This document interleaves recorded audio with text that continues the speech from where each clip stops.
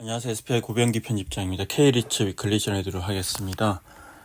리츠 시장이 상승과 하락을 반복하고 있습니다. 지난주 21개 리츠의 단순 평균 수익률은 마이너스 0.66%를 기록했는데요.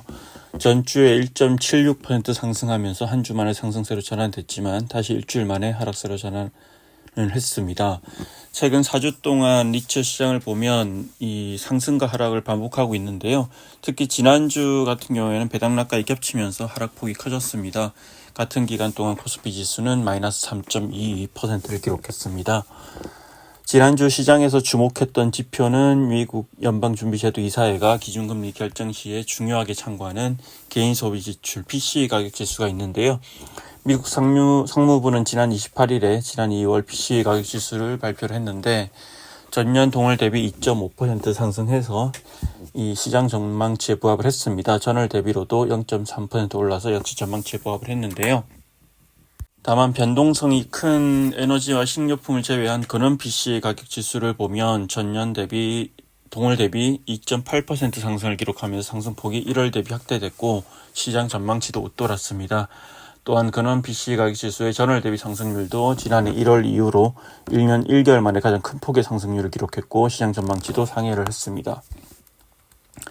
아울러 이날 같이 발표된 2월달 실질 개인 소비 지출 증가율을 보면 전월 대비 0.1%에 그쳤는데요. 시장의 기대치에 미치지 못한 상황이고 다소 예상보다 이제 부진한 이 개인 소비 지출 지표로 인해서 이제 미국 현지에서는 이제 미국 소비자들 소비 심리가 꺾인 것으로 보인다. 이런 해석이 나오고 있고 미국 경제의 3분의 1을 차지하는 소비가 2월 들어서도 기대에 미치지 못한 것으로 나타나면서 경기 둔화에 대한 우려가 확대될 것이라는 전망이 나오고 있습니다.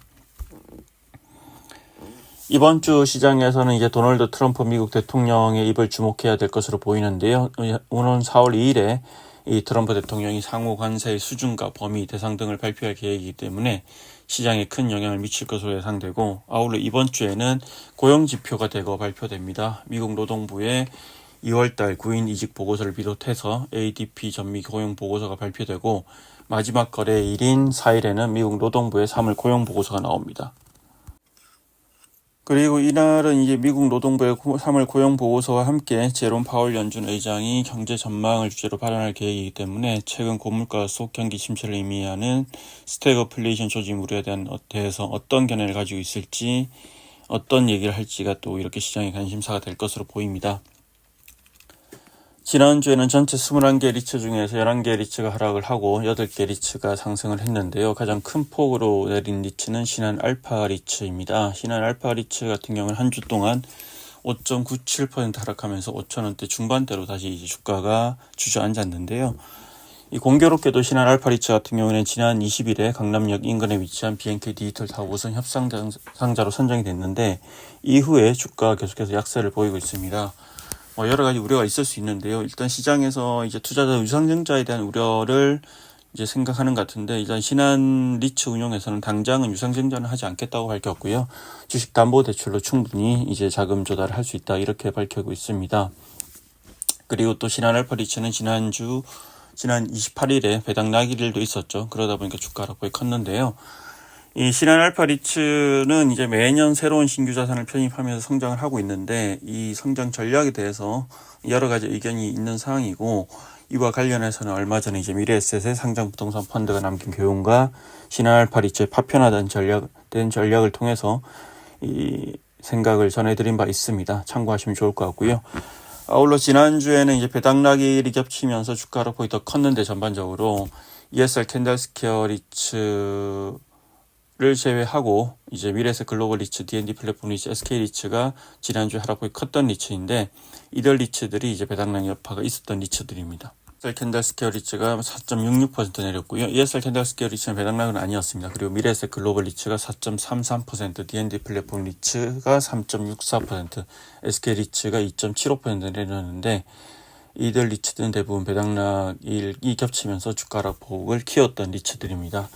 반면에 가장 큰 폭으로 오른 리츠는 신한 서브 T&D 리츠입니다. 한 주 동안 3.79% 올랐는데요.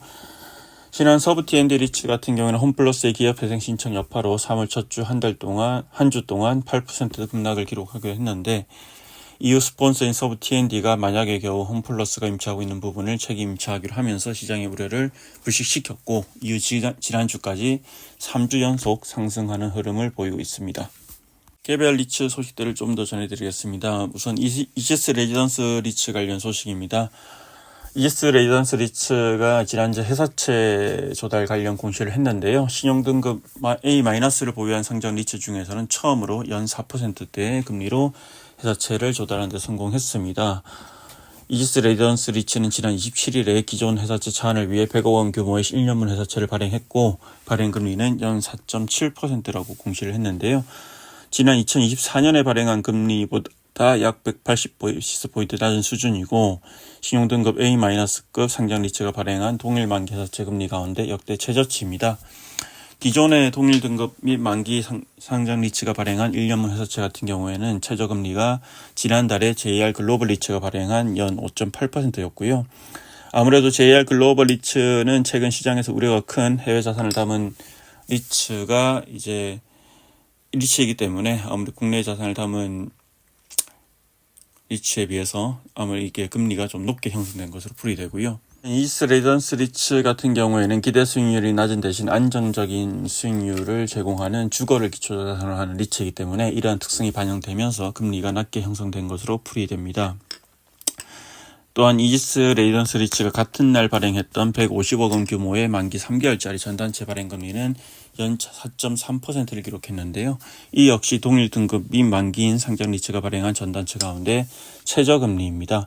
이번 차환을 통해서 이지스 레지던스 리츠의 가중평균 연차익 금리는 기존 3.28%에서 3.24%로 소폭 하락할 것으로 예상됩니다. 그리고 다음은 하나리츠 소식인데요. 하나리츠 최근 주가가 견조한 상승 흐름을 보이고 있는데 이 시장에서 우려가 컸던 이제 오버행 이슈가 어느 정도 해소된 것으로 볼 수 있을 것 같고요.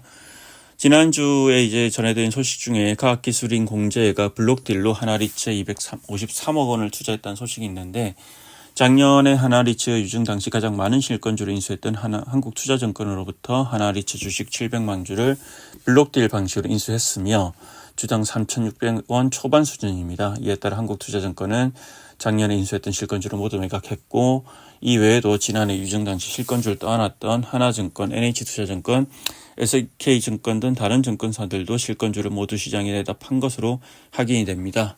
사실상 하나리츠의 오버행 이슈는 해소됐다 이렇게 볼 수 있을 것 같고요.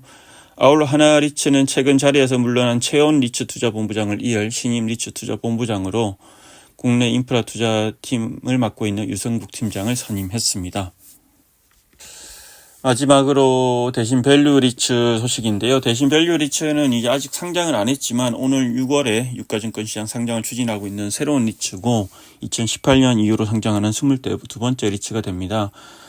대신 밸류 리츠가 최근 24억 원 규모의 프리-IPO 투자 모집을 완료했는데요. 프리-IPO에는 KB증권과 한국투자증권, 교보 AIM 자산운용의 블라인드 펀드, 그리고 K클라비스 자산운용, GRE 파트너 자산운용의 펀드 등 여러 기관 투자자가 참여를 했고 이지스 자산운용도 고유자금 PI를 활용해서 100억 원을 투자를 했습니다.